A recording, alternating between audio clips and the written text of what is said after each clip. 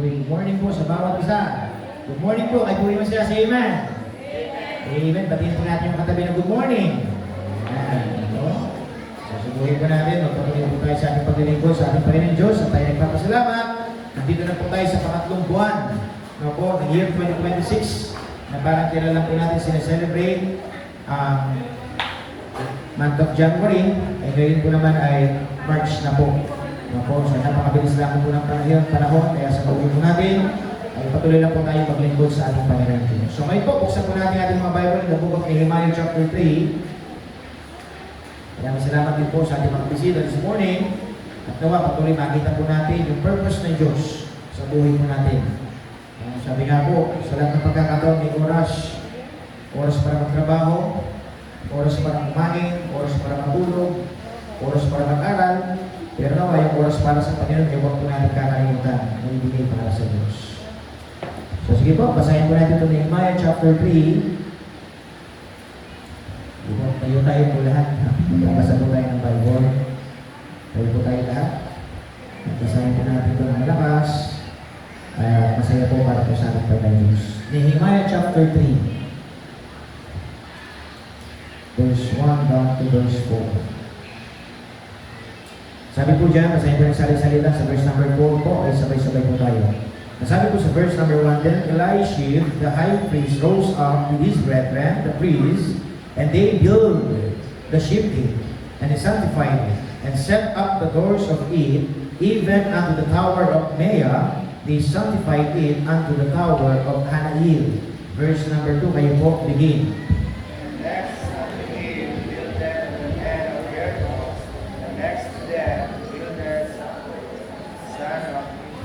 Verse number 3, But the fish gate, they the sons of Hasenaa build, who also laid the beams thereof, and set up the doors thereof, and locks thereof, and the bars thereof. Verse number 4, basahin po natin, sabay-sabay, ready again.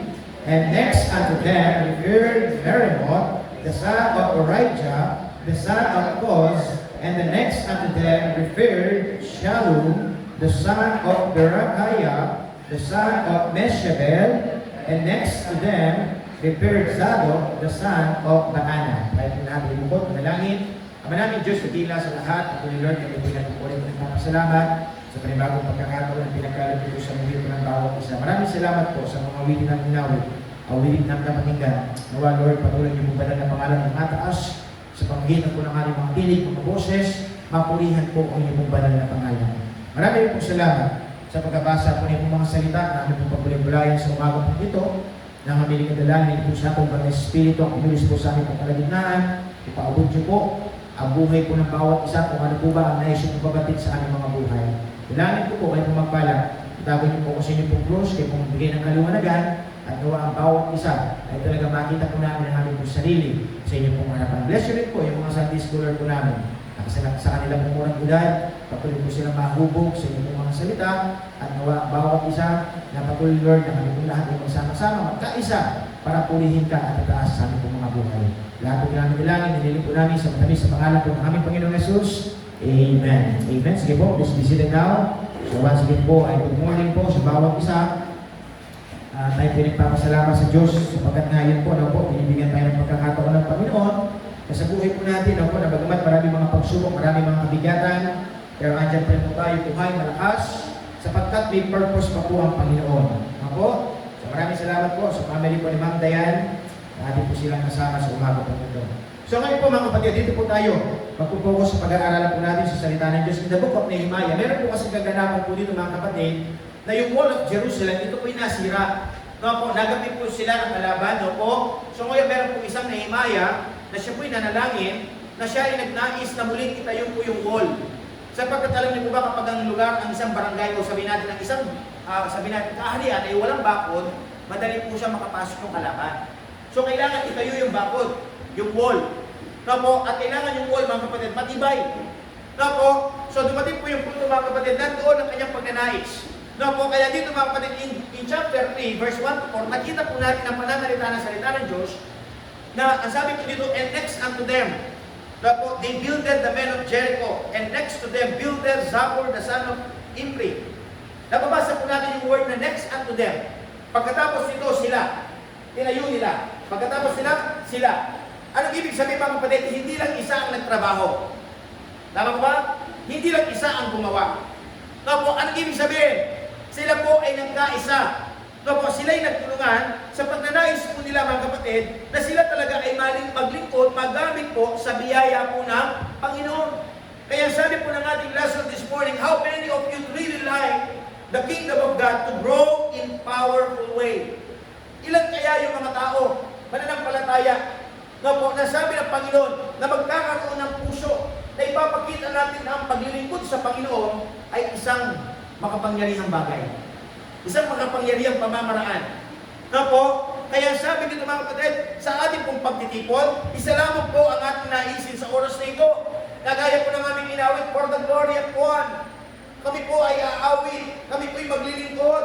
Tayo po mga kapatid, sa buhay natin magkakaisa sa isang layunin para itaas ang pangalan ng Panginoon.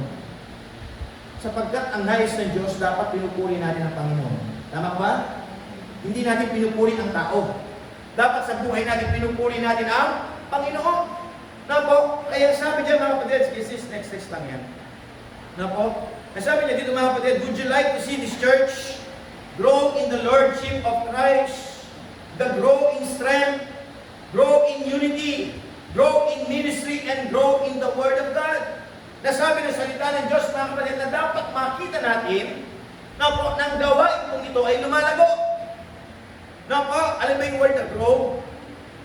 Lumalago. Diba?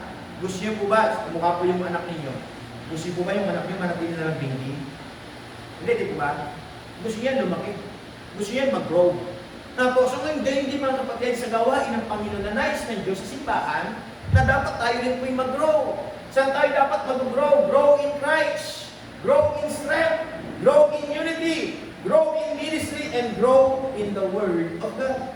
Nais ng Diyos mga kapatid, dapat lumago tayo sa pagkakaisa. Lumago tayo mga kapatid sa ministeryo. Lumago tayo sa ating kalakasan. Pastor, malakas naman ako Katotohanan ito. Sa lahat pa ng oras, malakas ka.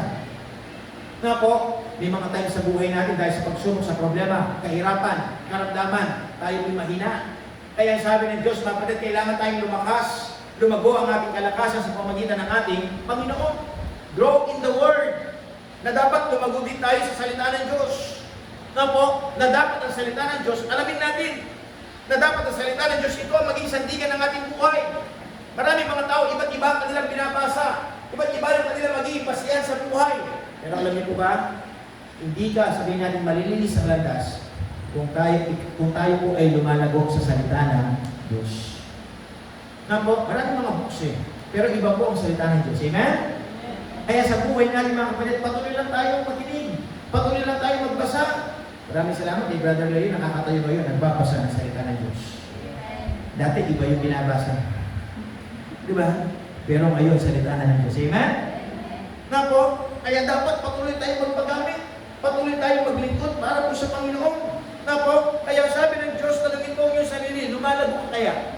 Nag-grow ka kaya? Ang yung faith mo, ang yung sarili mo. Kaya sabi ng Diyos, kapatid, kapag hindi ka nag-grow, hindi mangyayari. Sabi ko sa next slide natin, how many of you would like to see your families and workplaces to be united?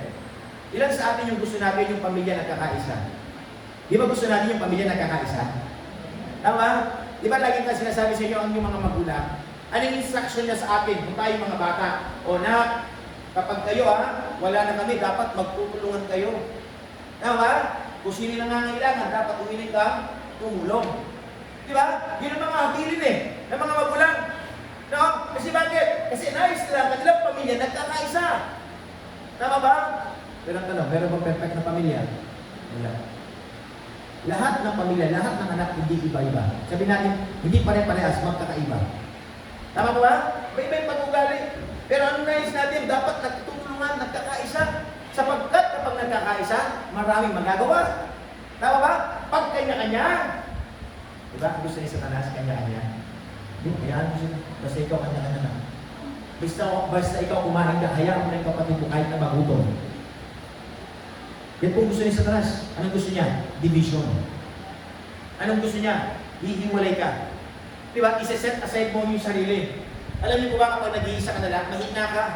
Pero kapag marami kayo, nagtutulungan, nagkakaisa, bagamat hindi man perfecto, pero nagtutulungan, pinagkakaisa ng Panginoon, magiging malakas. Amen po ba? Yun ang nais ng Diyos, mga kapatid. Makita sa ating mga pamilya, nagkakaisa. Ang gusto natin sa trabaho, may unity. Di mo ba? Sa trabaho, kapag may mga trabaho kayo, dapat nagkakaisa rin. Alam yung ginagawa. Hindi naman ka hinahir sa trabaho para yung nagtatago ka. Diba, may mga nagtatago ka, di ba? Yung nagtatago sa oras. Pero sumasahod. Dapat hindi. Napo, ilagay ka para magtrabaho. Napo, kaya nga sabi nila, so that you can accomplish God's purpose for you and your family. Gusto natin marami tayong ma-achieve.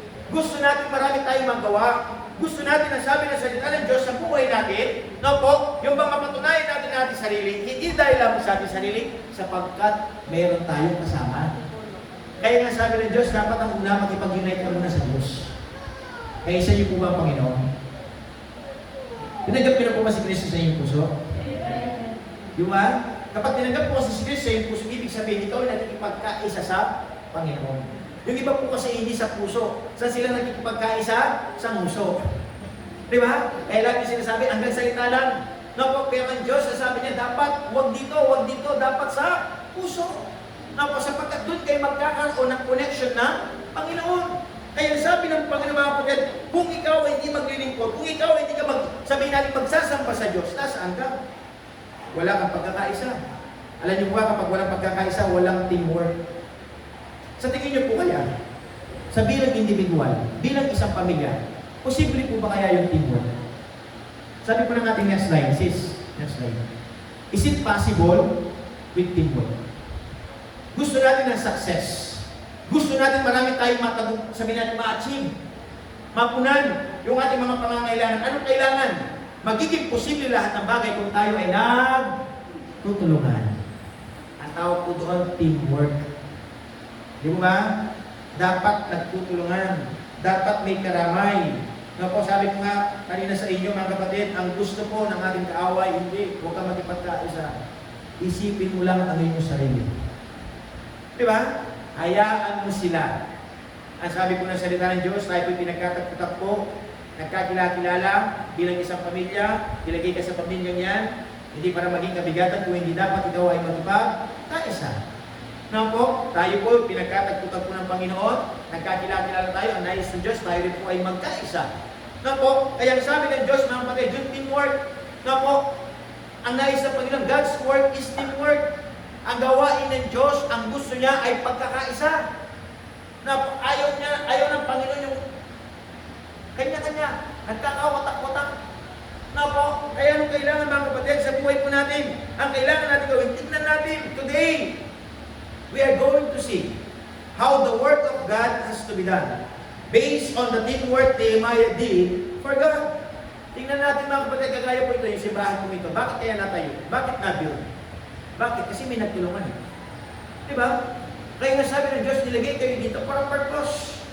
Ang sabi ng Panginoon, meron kang magagawa, meron kang maitutulong. Hindi ka lang basta attendee. Kung hindi nawa sa buhay natin, makita natin yung purpose ng Diyos. Kamukha po yan, sabi ko po kanina.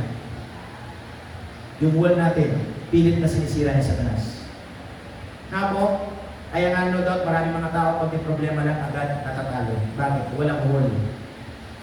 Di ba, inuulit ko po yung wall, ginagamit ko yan for protection. Para maging matatag ka, hindi agad makapasok yung kalaban. Kaso, yung ating kaaway sa Satanas, sinisira niya yung wall.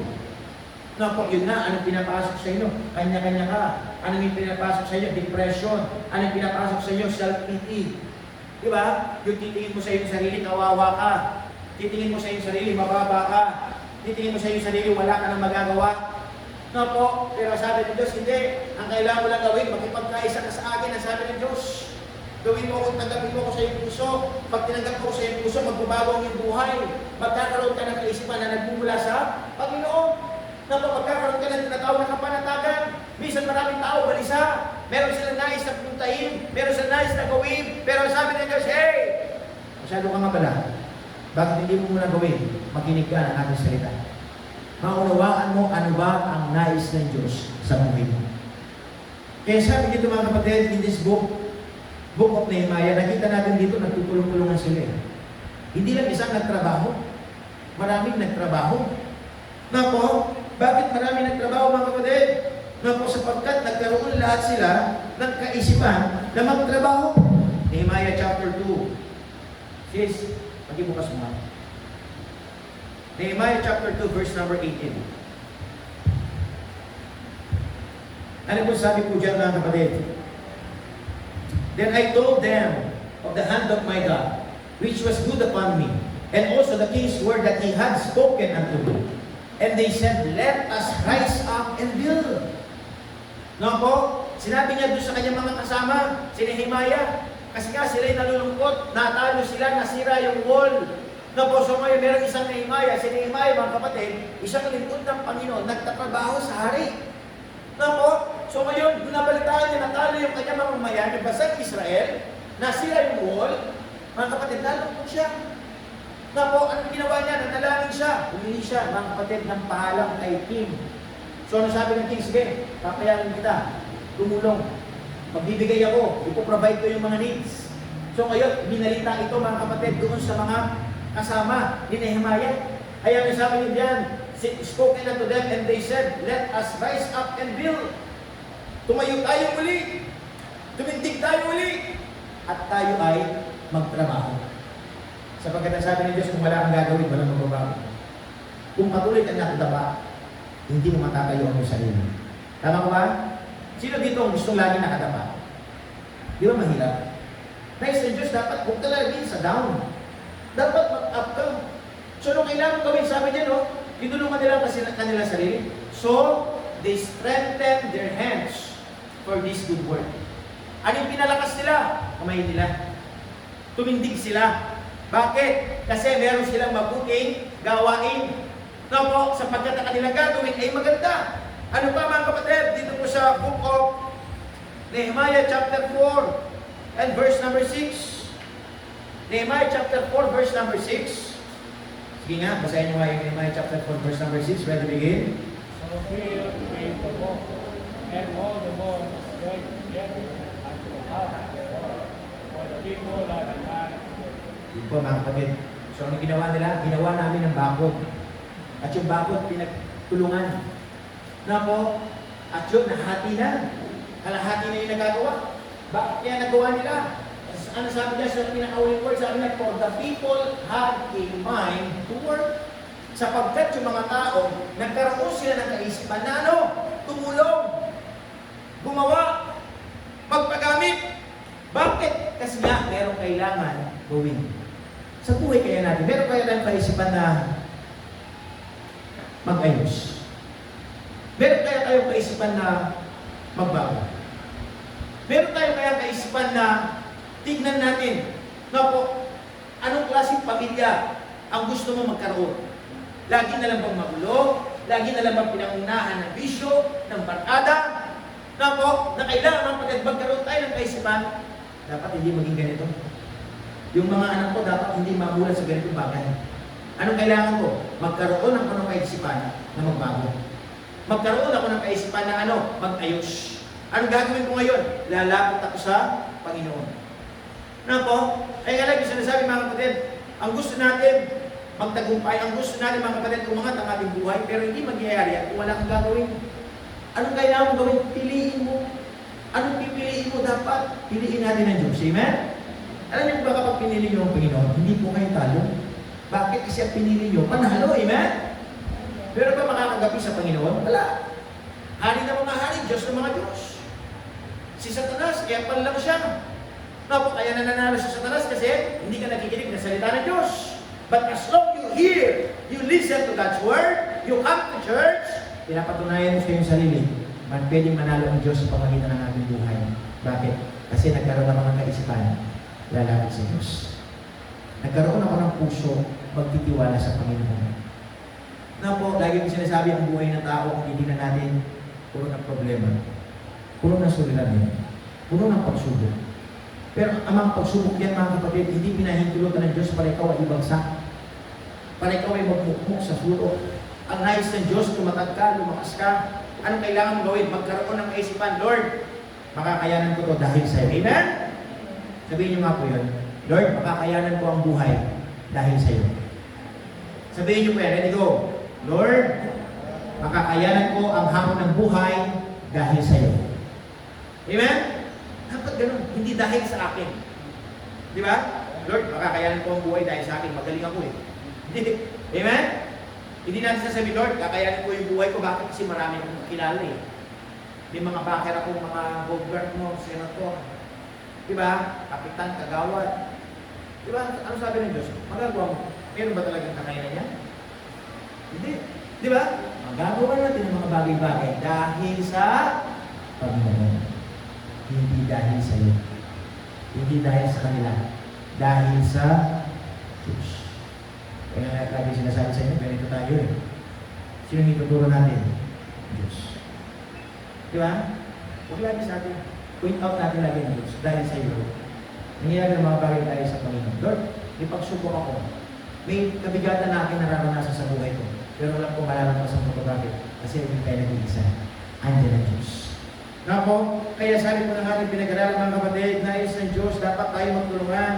Tayo magkaisa. Sabi niya nga dito mga kapatid, we are not a perfect team. Na po, sabi po ng ating slide, we are not a perfect team, but we still have to work with a team. Hindi man tayo perfect. Hindi perfecto ang ating pamilya. Hindi perfecto ang ating grupo. Na po, pero sabi po ng ating lesson mga kapatid this morning, pero pwede pa rin natin ayusin. Na po yung ating mga gawa, na po, na tayo sa isang team, at isipin natin, sabi nito, something better not work with a team. I am the boss. They all work to my vision. Hindi ka nang gawain ng Diyos eh. Huwag mo dapat isipin na dahil lamang sa'yo. Ikaw yung boss. Since kasunod lang yan. So, sa buhay natin mga kapatid, yun nga, anais ng Diyos na dapat, na huwag ka lang magtrabaho dahil lang sa iyong sarili. Huwag mo ituloy ito nga, di ba? Minsan sa basketball player, di ba sa basketball player, meron isang 5 players pag lumalaro, tama? So, may akala nung isa mga kapatid, sila yung nananalo dahil lang sa kanila, sa kanya. Kasi ang tawag sa kanya, star player. Na, siya daw yung MVP. Na po, siya daw yung lagi nagsushoot. So ngayon, minsan, may mga tao na lumalaki ang kanilang ulo, ay, ako yung boss dito. Di ba? Kaya nananalo kami dahil lang sa akin. Sa tingin niyo po ba, ganun po kayo? Hindi. Di ba? Bakit kaya siya nananalo? Bakit siya nakakashoot? Kasi may team siya. May nagbabantay. Tama ba? Di ba lima? Di ba yung player sa basketball? Pwede ka ba manalo kung mag-isa ka lang, tapos lima yung kalaban mo? Hindi. Tama po ba? Hindi. Ano ibig sabihin? Meron kang kakampi. Meron kang ka-partner. Meron kang ka-team. Mga kapatid, na yan lahat, may mga role. May mga role yan, pinabox out. May nagbabantay, may magpapasa, may mag-a-assist sa'yo. Kaya ka nakakashoot. Bakit? Kasi hindi lang dahil sa'yo. Dahil may kasama ka. Amen po ba? Yung nanais ng Diyos eh. Mailagay sa iyong kaisipan, hindi lagi ikaw ang boss. Hindi lagi ikaw ang nasusunod. Dapat, hayaan mo sa iyong buhay, kung ikaw ay nagkipagkaisa sa Panginoon, na dapat isipin mo, hindi lagi ako. Tignan ko kung ano ang nais ng Diyos. Tignan ko ano ba ang nararapat. Tignan ko mga kapatid, ano ba yung purpose? Bakit nangyayari ito? Mga kapatid, kaya sabi po ng ating pinag-aralan mga kapatid, hey, no po, you are not the boss. No po, sabi niya noon, I am the boss and they will work for my vision. Ako yung boss, ako masusunod. Hindi. No po, so ano kailangan natin gawin mga kapatid? Sabi niya dito mga kapatid, this is God's work. Teamwork. No po, na sabi ng Panginoon, bilang mga mananampalataya, nais ng Diyos, maging liwanag tayo at asin. Alam niyo po ba yung liwanag? Yung liwanag, nagbibigay ng buhay. Yung liwanag, nagbibigay ng direksyon. Yung liwanag, nagbibigay ng kagandahan. Tama ba? Dapat ganun tayo eh. Sapagkat ang Diyos, ganun. Ang sabi rin ng Panginoon, dapat maging din tayong asin. Ano bang gawain ng asin? Ang gawain mo ng asin para mag-preserve. Na po, i-preserve ba ang pagkakaisa? I-preserve yung pagsasama. Na po, walang siraan. Kung hindi ang nais ng Diyos, tayo dapat ay nag-i-preserve. Kaya sabi ng Diyos, kayo ang liwanag. Kayo ang asin. Bakit? Kasi nga tinanggap niyo ko sa inyo puso. Kaya ang kailangan natin i-asik, mga kapatid, i-asik natin ang kabanalan. God wants us to reach the world with His Word and the Gospel. God wants us to grow and believers to mature. No po, kaya sabi niya dito, mga kapatid, dapat kung talaga ikaw ay believer of Christ, nag-grow ka. Nagmamature ka. Hindi immature. Alam mo yung word na immature? Isip bata. Tama ba? Ay, sinasabi, sino dito ang isip bata? Yung bata, okay lang yun kasi bata pa siya. Pero kung matanda ka na, tas isip bata ka, ang tawag po doon, immature. Hindi ka nagmamature. Na po, ang tawag po doon, nakisalayaw. Di ba? May kasunod yun eh. Jeff Ross. Di ba? Di ba? Nakisalayaw. Di ba? Mali yun. Na po, dapat hindi tayo gano'n. Dapat magpaka-mature tayo. Ay alam niyo po ba, habang tayo lumalaki, habang tayo tumatanda, dapat nagmamature. Ganun din po sa gawain ng Diyos. Ang nais ng Panginoon, marami ka pang matutunan, marami ka pang malaman, na kasano sa iyong buhay, mga kapatid. Patuloy maunawaan mo, anong kailangan kong gawin? Meron akong kailangan gawin. Na dapat, mga kapatid, sa buhay ko, hindi lang ako manatiling ganito. Dapat tumataas, umaangat. Paano mangyayari yan? Kung tayo patuloy na makikipagkaisa sa Panginoon. Na po, ano ba, mga kapatid? So we have work to do. Meron tayong gawain na dapat gawin. Kung isa lang ang gagawa, Sa tingin po ninyo, mabilis kaya? Isa lang ang gumagawa, mabilis po ba? Anong kailangan para mapabilis? Maraming gagawa. Marami ang tutulong. Tama ba? Ano kaya yung pinakamaganda? Maraming kamay o maraming bibig? Ha? Maraming? Pero hindi. Karamihan, ano yung marami? Bibig. Di ba? Nakarinig na kayo ng gano'n? Parang bubuyog. Di ba? Yung marami nagbabashing. Mas marami ang kwentuhan kaysa sa natatapos. Di ba? So sabi ng Diyos, mas maganda yung mga kamay natin, ipahiram natin. Nako, bakit? Kasi nga meron gagawin. Nako, kaya sabi ng Diyos, mga kapatid, kung tayo lang, ang pagkakaisa po kasi ito yung pinaka-picture niya eh, yung pagkakaisa, hawak kamay. Tama ba? Yung titindig. Yung mga kamay natin dapat hindi ganito. Hindi ganyan. Di ba? O sige, may bala niya. Di ba pag ganyan anong system? Boss. Di ba? Tama? Kaya yung pag yung kamay lang ganyan, boss siya. Di ba? Ayaw niya ipagamit eh. Ayaw niya iabot. Yun ha? Kunwari, may tinatrabaho nasa taas. Pag iabot mo nga kayo, uy, tubig lang yun o. Nabihan. Tama? Pero kung makaganyan mo, agad lumaabot siya, tama ba? Kaya sabi ng Diyos, mapagad yung mga kamay natin, huwag natin itikot. Huwag natin iganyan. Huwag natin itago. Bakit? Kasi lahat naman tayo may kakainan.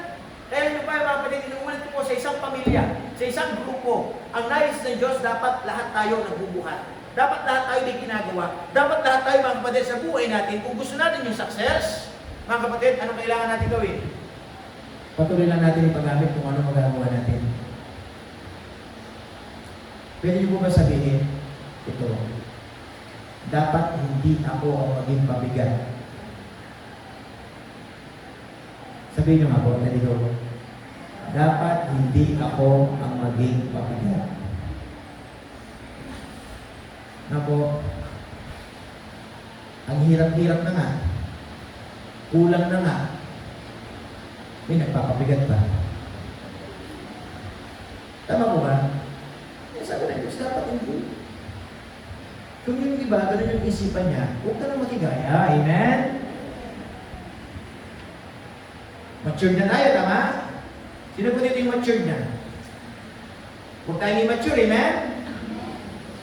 Sino, kapag kasi immature, isip bata, laki sa layaw, anong tawag sa Josie? Josie ang tawag. Uy, huwag kayo dyan, Rox, ha? Na po, ayun kailangan natin gawin, mga kapatid. Ang buhay ay isang Diyos, lumawak na. Makita mo, di pangyayari sa buhay natin, paano na lang kung hanggang ngayon isip bata ka? Laki sa layaw ka. Wala ka nakikinig, napapakinggan na salita ng Diyos. Anong gagawin mo sa buhay mo? Ang sabi ng kaisipan ng bawat bara-bara na lang. Di ba? Bahala na si Batman.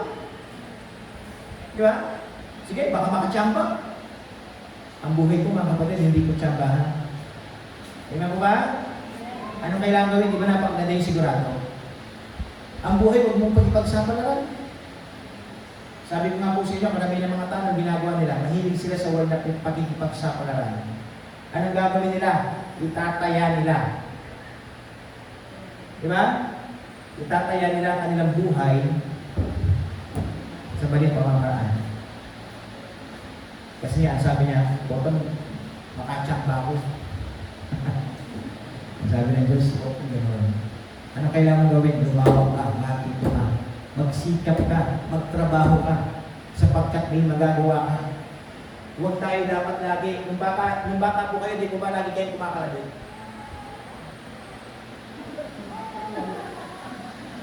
Tama? Nung bata, ganun eh. Tama, di ba kailangan sa mga anak mo? At siya kinalabit niya, Ma, pera. Ma, pera. Kakalabit ka, kakalabit. Kaya tawag ko doon, kalabit bengi. Di ba? Nung bata po kayo, di ko ba ganyan kayo?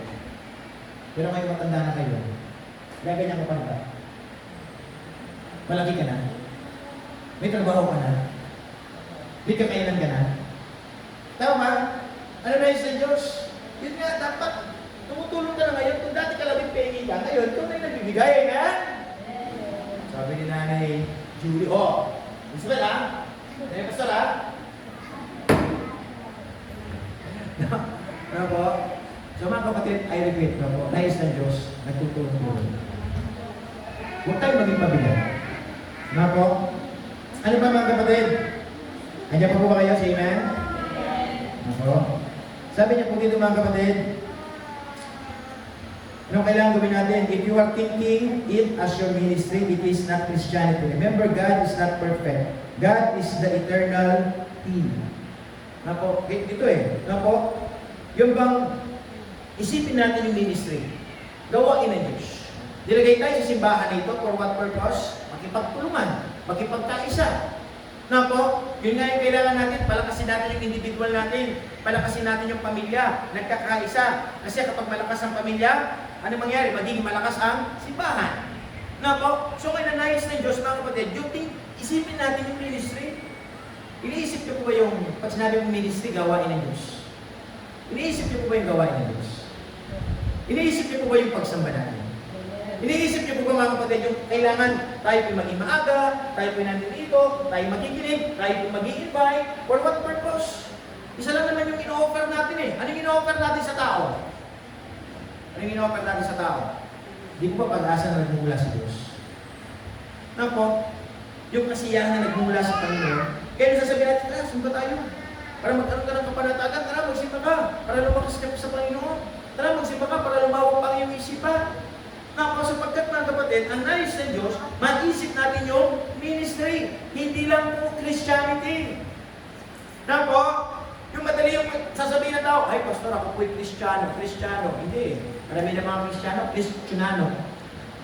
Di ba? Unano, hindi tumangkad, hindi lumaki ang kanilang pananampalataya. Bakit? Na po, ay, ko lang. Huwag po kayo magulala. Meron pong heels. Sa mga girls, may heels. Ang nais kong sinampangin ng mga kapatid, dapat tumatangkad na. Tumatangkad ang ating pananampalataya. Yung kahit, di ba, ang gandang pakinggan yung ano tinatawag, ay, small but terrible. Di ba? Alam niyo po ba yung advantage ko ng mga maliliit? Yung mga maliliit ko, ang tawag ko dyan, cute size. Di ba? Yung cute po kasi ginagamit yan sa mga maliliit. Kapag malaki po matangkad, may tinatawag doon si Sister Elizabeth kapag matangkad. Di ba? Di ba? Wala naman tatawagin na ang tangkad mong cute, walang ganun eh. Di ba? Yung cute po, ginagamit lang yan sa mga... Yung matangkad po, ginagamit. Di ba? Ang tangkad mo tayo.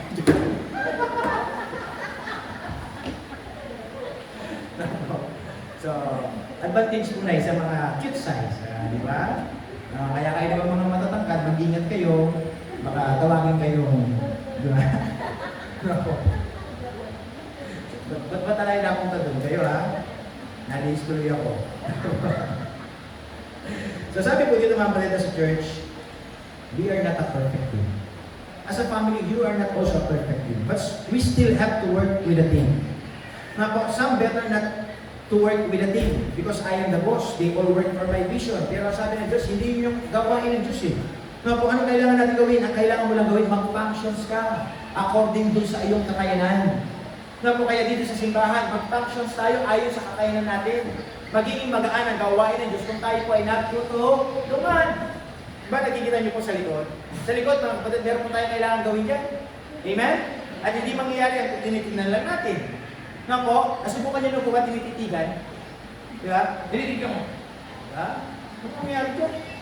Na po, pero kung nga tinitingnan mo, may ginagawa ka, may matatapos. Amen? Ganun po sa bawat mga gawain. Tulad yung labahan niyo. Mga nanay, labahan niyo. Kabuntok ng yung labahan. Tinitingnan mo lang. Hindi mababago siya. Diba? Sabi tayo nga luwa, hay, pastor, nakakit pa, mapatay na ako. Eh, ikaw magpiyak ka pa, mami piyak. Diba? Oo. Diba? Kasi hindi matatapos siya, wala ang gagawin. Pero kapag sinimulan mo, matatapos. Diba? Lagi mo sinasabi sa inyo, alam niyo po yung church na ito, wala pa nito. Gubat ito eh. Basurahan. Tapunan. Nung naglilinis kami, sabi nung di ba? Kasi nakita nila parang gubat eh. Pastor, matatapos kaya natin yun. Di ba? Sige, gawin lang natin. Kung ano matatapos natin ngayon, tapusin natin. Pero nagtrabaho na kami. Nalinis namin na yun. Di ba? Bakit nalinis agad? Kasi nga, maraming kamay na tumulong. Di ba? Mainit na, mainit. Pero okay lang. Bakit? Kasi nga may goal, may purpose. Di ba? Ay, alam niyo ba mga kapatid, kapag nag-work lang tayo according to our functions, ano yung kaya mo? Ano yung pwede mong gawin? Magiging magaan. Magiging maganda ang resulta. Mga kapatid, pero kung lahat tayo marami, kaso ganyan naman lahat ng kamay natin, marami na. Wala. Ano yung pinipogi? Model, hindi. Alam niyo po ba sa simbahan, hindi po ganun. Ang nais ng Diyos yung kamay natin, paggamit natin. Buhay natin, ipagamit natin. Kaya sabi ko na nga pinag-aralan this morning mga kapatid, ang nais ng Diyos team. Ang nais ng Diyos pagtutulungan. Ang nais ng Diyos pagkakaisa. Yes, I am not perfect, you are not perfect, pero pwede tayong magsama. Pinagkatagpo tayo ng Panginoon for a greater cause, for a greater purpose, na nais ng Diyos mga kapatid. Meron siyang gustong gawin sa iyong buhay. Ang ngayon, anong kailangan mong gawin? Magdesisyon ka. Magdesisyon na lumapit. Magdesisyon ka na makinig. Magdesisyon ka mga kapatid na sa buhay mo, makita mo na ginagawa mo, papuri para sa Panginoon. Apo, kaya sabi ng Diyos, makikinabang tayo dito. Hindi lang si pastor ang makikinabang, tayo. Bakit? Kasi kapag sinusunod natin ang nais ng Diyos sa ating buhay, makikita natin, magbabago tayo. Mag-aayos tayo. Minsan mismo sa iyong sarili, sasabihin mo, Pastor, parang hindi na yata ako magbabago. Pero I tell you, mga kapatid, pag lumapit ka sa Diyos, pwedeng baguhin ng Diyos ang buhay mo. Pwedeng ayusin ng Diyos. Napo, pwede kang iangat ng Panginoon. Napo, anong kailangan mo lang gawin? Magtiwala sa nais ng Diyos sa ating po buhay. Kaya ang tanong ng Panginoon sa umaga pong ito, mga kapatid, haayaan mo ba na patuloy ka magiging mabigat? Haayaan mo ba na patuloy ikaw ang magiging problema? Haayaan mo ba na patuloy ba, mga kapatid, ikaw ang nagiging dahilan para hindi maangat ang iyong mga mahal sa buhay? Sana po, sabi mo ng ating lesson, tayo ang gagamitin ng Diyos para umangat tayo. Para iangat ang ating pamilya. Gagamitin ka ng Panginoon para ma-influensyan mo sila. Magkaroon ng tamang isipan, tamang puso, tamang gawain. Sinong gagamitin ng Diyos? Ikaw. Amen? Dapat ganoon ang ating prayer. Sa bawat pamilya natin, sabi ko nga, walang perfectong nanay, walang perfectong tatay, walang perfectong asawa, walang perfectong anak, kapatid. Di ba? Walang perfecto. Pero sabi ng Diyos, meron tayong perfectong Diyos na pwedeng lapitan. Doon dapat tayo magtatagpo. Na po, hindi tayo perfecto, pero nagtagpo tayo dahil sa Panginoon. Ngayon, dahil ang Diyos ang nagiging sentro sa atin, na po, ano nangyayari? Hindi man tayo perfecto. Iba-iba yung pag-ugali natin. Iba-iba yung buhay natin. Pero ang sabi ng Diyos, dahil ngayon, nakatingin tayo lahat sa Kanya, tayong lahat ay pwedeng gamitin ng Diyos. Tayong lahat, ang sabi ng Diyos, pwede tayong palakasin. Tayong lahat, pwede tayong iyangat. Anong kailangan mo lang gawin? Patuloy ka lang makinig at nawa sa buhay natin. Piliin natin lagi ang Panginoon. Amen po ba? Kaya dalangin ko po mga kapatid bilang lingkod ng Diyos, sana teamwork tayo. Maraming salamat may mga anak. Ipinanalangin ang kanilang tatay. Kaya nandito po si Tatay Bo. Amen? Na po, nakasama natin sa umaga po dito. No? Sino ba naman yung ayaw natin, di ba? Na someday yung mahal natin sa buhay, kasama natin maglilingkod sa Diyos. Amen? Kasi karamihan sa iba, nasaan sila? Sa barkada, sa bisyo, sa maling gawain. Pero sabi ng Diyos, dapat nagkakaisa. Saan tayo magkakaisa? Para sa Diyos. Kasi nga, nagiging pabigat. Hindi natin magtatagumpayan kung tayo lang. Kaya kailangan natin gawin, ilalapit natin sila sa Panginoon. Yung panalangin ko po sa bawat isa, ipagpatuloy mo lang aming Panginoon. Panalangin mo mahal mo sa buhay. Panalangin mo mga kapatid, ang iyong kabigatan. Ang iyong sabing karamdaman. Ang nais na ng Diyos, magipagkaisa tayo sa Kanya. Huwag mong isipin, ang sabi ng Panginoon, nag-iisa ka. Andito ako. Kaya sabi ng Diyos, patuloy mo lang ako tingnan. Patuloy mo lang akong pakinggan. Patuloy mo lang ako lapitan. Sapagkat sa bagay kong ito, makikita mo, may magagawa ka. Meron kang kailangan gawin. At meron kang kailangan tapusin. Hanggang tayo buhay, ay may pagsubok, may karamdaman, ang sabi ng Diyos, may pag-asa. Kaya ang sabi ng Panginoon, patuloy lang tayo. I'm encouraging each one of us. Magpatuloy tayo sa buhay. Magpapatuloy ka hindi dahil sa sarili mo. Magpapatuloy ka bakit? Dahil andyan ang Diyos. Magpagkaisa ako sa Panginoon, kaya alam ko, mapagtatagumpay ko ang anumang bagay na hamon sa ating buhay. Amen? Ito ang ating pamilya. Hikayatin ko sila maglingkod sa Diyos. Hikayatin ko ang aking kuya, ang aking kapatid, ang aking mga mahal sa buhay para maranasan din nila na sa buhay nila, hindi lang galing nandun sa baba. Magkakaroon sila ng puso na umangat. At hindi magmamalaki. At ang sasabihin lang natin lagi, salamat sa Panginoon. Kayo ang dahilan, kaya ako nakatayo. Kayo ang dahilan, kaya ako lumalakas. Kayo ang dahilan, kaya ako nakakapagpatuloy sa buhay. Kaya ang gagawin natin, patuloy natin pupurihin ang Panginoon. Tayong lahat ito ngayon.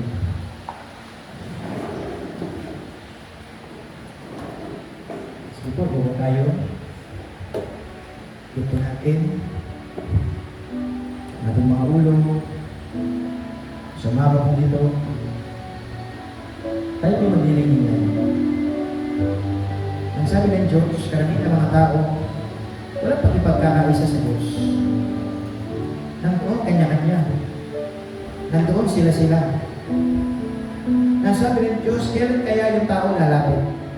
Kailan kaya yung tao magiging sa akin? Hindi nakikita ng tao, hindi namamalayan ng tao, nasira ang kanyang bakod. Sinira ng kalaban. Sinira ni Satanas dahil sa maling impluensya ng barkada, dahil sa impluensya ng bisyo, impluensya ng pagiging makasariling. Eh sabi ng Diyos, marami mga tao, agad natatalo, agad sumusuko, sapagkat hinayaan nila masira yung proteksyon, yung bakod nila.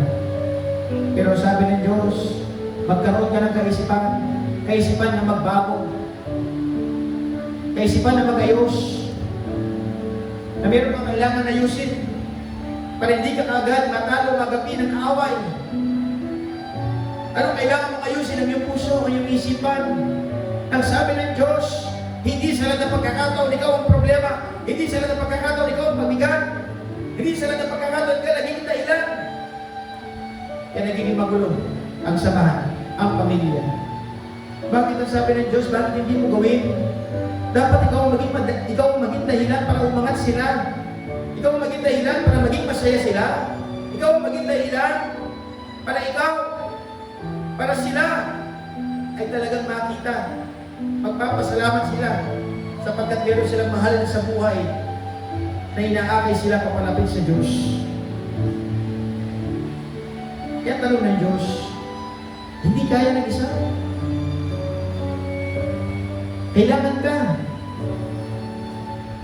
Kailangan tayo. Tayong lahat. Nanay, tatay, anak, kapatid, bunso. Kailangan nagtutulong-tulungan. Sa isang grupo, ayon sa Diyos, nagtatagumpay. Pero hindi magtatagumpay kung kanya-kanya. Dapat nagkakaisa, nagtutulungan, nag-uunawaan. Yes, hindi tayo perfecto. Marami tayong kapitasan, marami tayong pagkakamali. Kung titignan natin yung ating sarili para ba hindi na natin kaya magbago, hindi na natin kaya mag-ayos. Pero ang sabi ng Diyos, lumapit ka lang sa akin. Makinig ka sa akin. Bigyan mo ko ng oras, bigyan mo ko ng pagkakataon sa iyong buhay. Kaya sabi ng Diyos, bibigyan kita ng kapayapaan, bibigyan kita ng karunungan, bibigyan kita ng pag-asa, bibigyan kita ng mga pagkakataon sa iyong buhay. Ang tanong lamang po ng Panginoon, meron ka kayang puso, meron ka kayang isipan, na itayo ang iyong sarili. Hindi mo itatayo ang sarili para magmayabang. Itatayo mo ang iyong sarili sapagkat yun ang nais ng Diyos. Maging pagpapala ang iyong buhay, hindi kabigatan. Maging tulong ang iyong buhay, hindi kahirapan. Kaya sabi ng Diyos sa buhay pa ng bawat isa, meron kayong mga pinagdadaanan sa iyong mga buhay, ilapit ninyo ang iyong sarili sa Diyos. Kaya sa oras po ito, meron po kayong gustong ilapit, bakit hindi kayo lumapit sa harapan? Ilapit nyo ang iyong tatay, nanay, yung mga problema, mga pagsubok, mga karamdaman, mga suliranin, na tila baga sa ating buhay minsan, parang hindi na natin kaya, pero sabi ng Diyos, patuloy mo lang ilapit sa akin, manalangin ka, ilapit mo sa akin, ang sabi ng Diyos, sa iyong pagkayuko, pagkapikit, hingin mo sa Panginoon, Lord, tulungan po ninyo ako, Lord, tulungan niyo po, Lord, gawain niyo po ako. Ang nais naman ng Panginoon, aminin mo. Aminin mo, di mo kaya. Aminin mo, may pagkukulang ka. Ngayon ang sabi ng Diyos, magkaroon ka ng desisyon, mag-ayos, magbago mo. Mangyayari lamang po yan, ang sabi ng Panginoon, kung ikaw ay makipagkakaisa sa atin. Makipag-unite po tayo sa Diyos. Gawin natin siyang kapartner. Gawin natin siyang mahalaga sa ating buhay. Kaya sa umaga po ito, ipanalangin natin ang buhay ng bawat isa. Ama natin Diyos na hila sa lahat. Patuloy Lord kami pinagpupulit ng pagpasalamat. Napatuloy niyo po mga salita na hayag po sa aming mga lalinaan. Ito po ay nagbibigay ng paalala po sa aming mga buhay. Pagkain po namin spiritual, yes Lord, minsan nililis na po ang aming landas dahil sa aming mga katigasan ng ulo, dahil sa ayaw po namin paglapit, dahil sa ayaw po namin pakikinig ng inyo pong mga salita. Pero maraming salamat Lord sapagkat ang inyo pong biyaya ay sapat sa aming mga buhay, na may mga bagay na inyo pong pinahintulutan sa aming mga pagsubok, karamdaman, mga problema, mga bilyas sa aming buhay, para lamang Lord maalala po namin kayo, para lamang Lord na ibalik po namin ang aming atensyon sa inyo, sapagkat hindi po namin minsan namamalaya, naging busy na po kami sa ibang bagay. Kaya dalangin ko po Lord, ng bawat isa na dito, matutong lumapit, matutong magpakumbaba, matutong Lord na sa buhay po namin, na makita po namin na kayo pag-asa po namin, na hindi namin kaya kung wala po kayo. Kaya Lord, patuloy kami pinagsusubang, inyo pong tulungan ang buhay po ng bawat isa. Linisin Lord sa inyo pong banal na dugo, itama niyo po ang aming karumihan, sa buhay po namin, ituwid niyo po ang aming landas na tatahangin. Dalangin po Lord, sa bawat magawa po namin, bigyan niyo po kami ng tagumpay. Bigyan niyo po kami Lord ng kalakasan. Bigyan niyo po Lord ng kagalingan yung may mga karamdaman. Kaya Lord, sa bago po ito, nilalapit ko po mga nanay, tatay, lolo at lola. Niyo po silang tulungan sa kanilang pagtatrabaho, sa kanilang paghahanap buhay. Napatuloy makunan po yung pangangailangan ng kanilang pamilya. Yung may mga business, yung pong palaguin.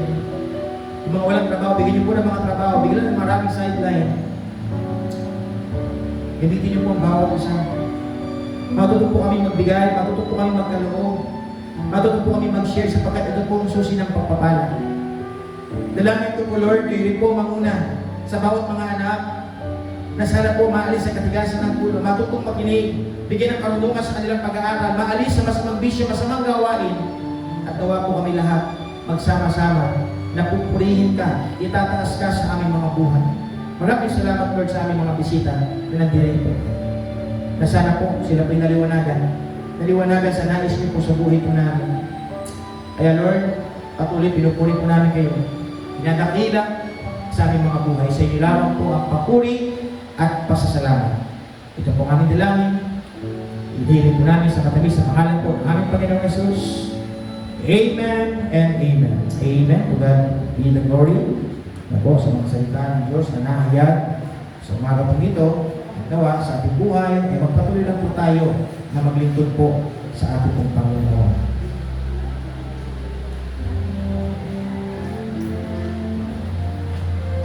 So, sige